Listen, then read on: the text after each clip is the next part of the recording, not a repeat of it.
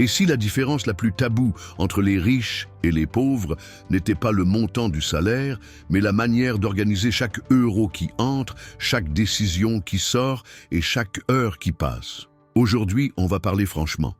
Pas pour juger, mais pour mettre en lumière des écarts de comportement qui, additionnés sur des années, créent des trajectoires opposées. Le but n'est pas de glorifier les uns ou d'accabler les autres. C'est de comprendre les mécanismes invisibles qui, répétés, fabriquent la sécurité ou l'instabilité financière. Première différence, la définition du mot « richesse ».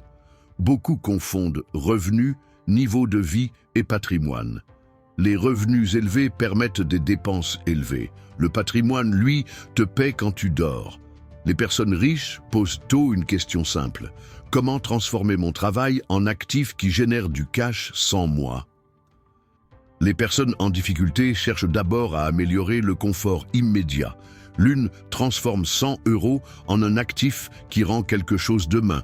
L'autre transforme 100 € en une meilleure expérience aujourd'hui. Sur un mois, la différence est minime. Sur 10 ans, elle est abyssale.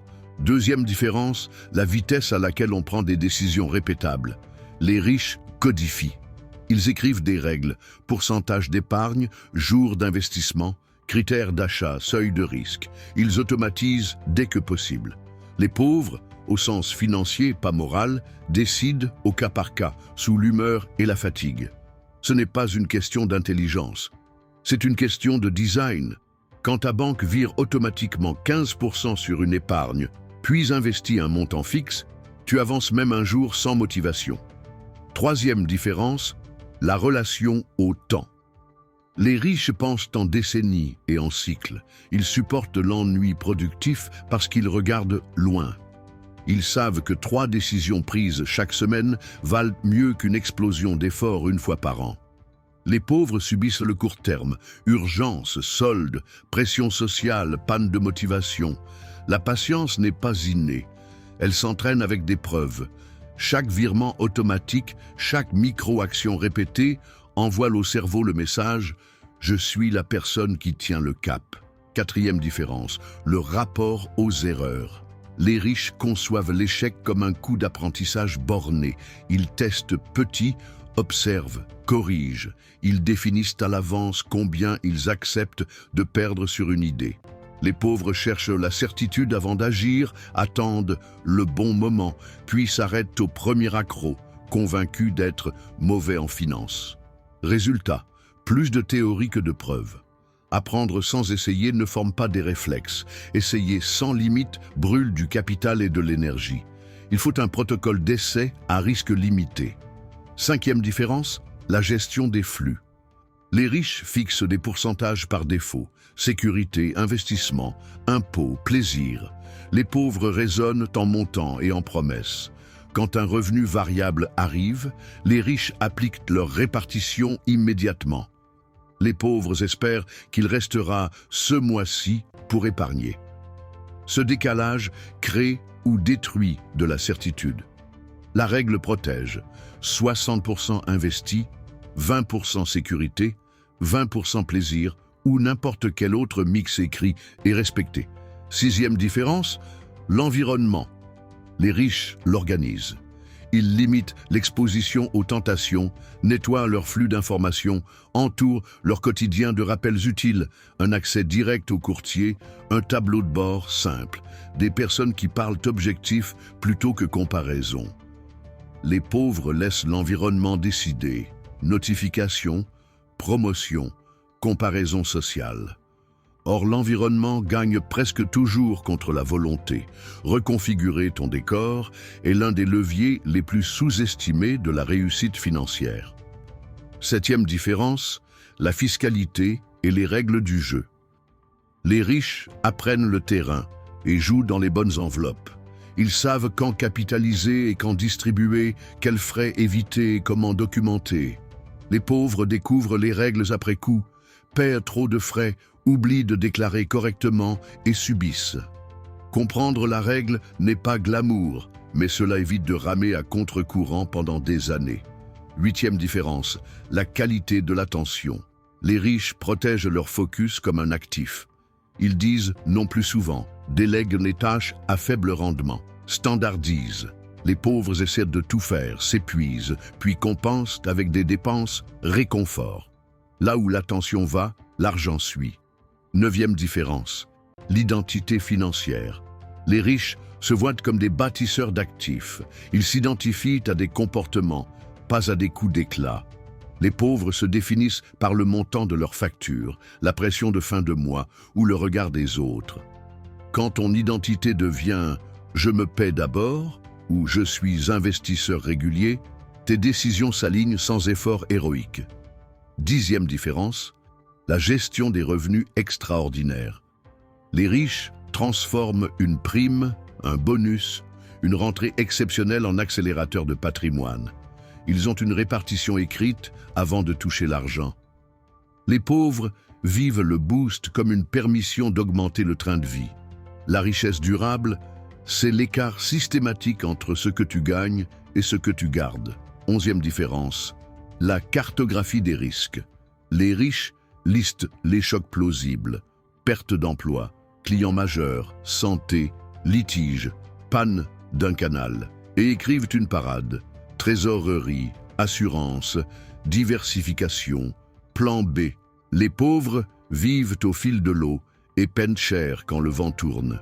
Un système perdurable n'élimine pas les tempêtes. Il rend le bateau insubmersible. 13e différence, la gouvernance personnelle. Les riches ont un calendrier financier, revue hebdomadaire de 20 minutes, bilan mensuel de 30, heures stratégiques trimestrielles. Les pauvres s'y mettront quand ils auront le temps. Or, le temps ne se libère pas, il se réserve. Ce qui est dans l'agenda existe. Le reste est une bonne intention. 14e différence, la manière d'acheter.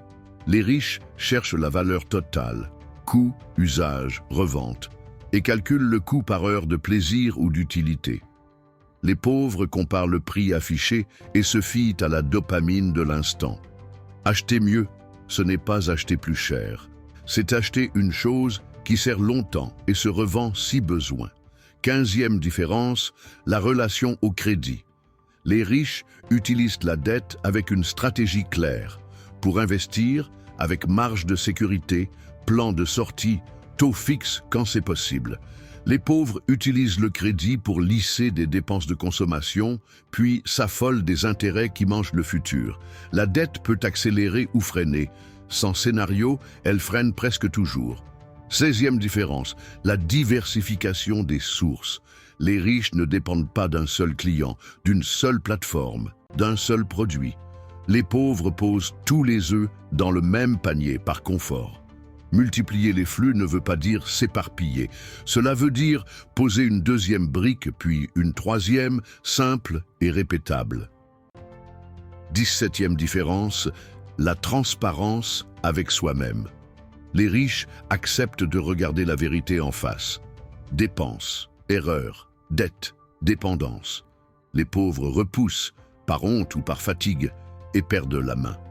La lucidité n'est pas agréable, mais elle est libératrice. Ce que tu mesures s'améliore. 18e différence, la santé, l'énergie, le sommeil. Construire un patrimoine demande du temps concentré.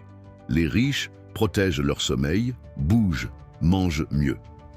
Les pauvres sacrifient ces bases, puis paient double en dépenses médicales et en décisions brouillées.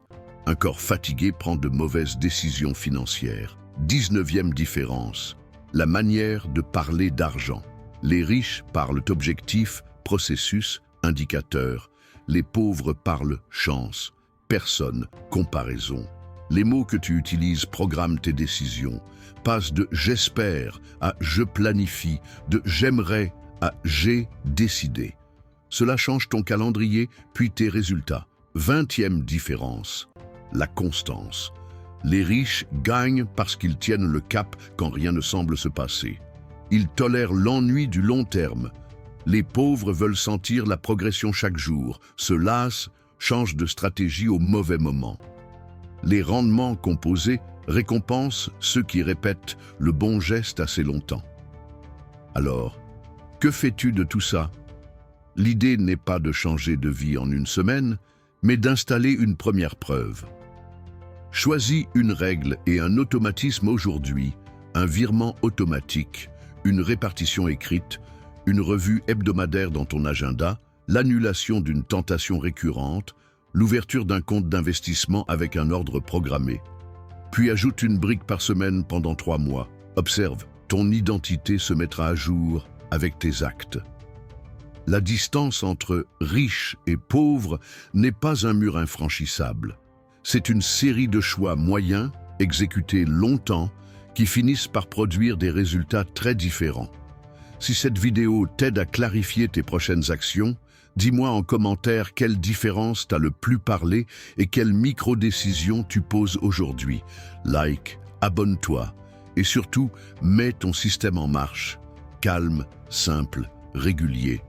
C'est ainsi que les écarts qui semblaient invisibles deviennent un jour impossibles à ignorer.